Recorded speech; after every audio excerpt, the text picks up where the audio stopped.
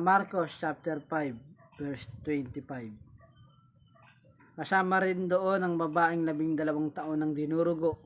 26. Hirap na siya sa sakit na yon at marami ng doktor ang sumuri sa kanya.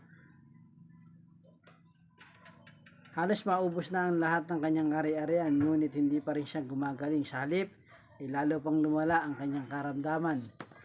Verse 27, nabalitaan niya ang tungkol kay Jesus, kaya nakipagsiksikan siya hanggat makalapit sa likuran ni Jesus at mahipo ang damit nito. Verse 28, sapagkat iniisip niyang mahipo ko lamang ang kanyang damit, ay gagaling na ako.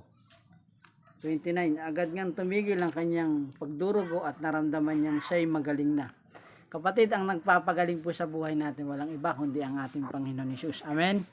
Na kung saan nagbibigay siya ng pag-asa doon sa mga taong wala ng pag-asa.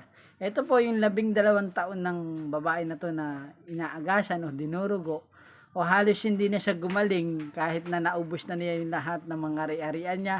Marami na rin doktor at manggagamot ang tumingin sa kanya.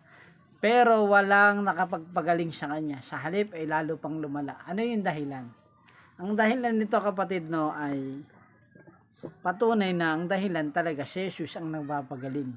Ang Diyos ay gumagawa ng mga bagay na hindi nating maunawaan, no? Bilang isang tao.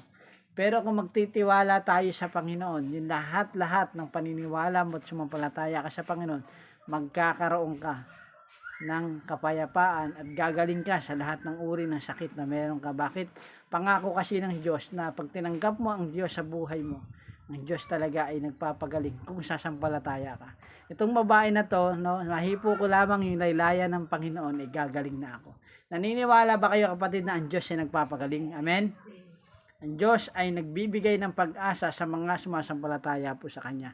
Amen?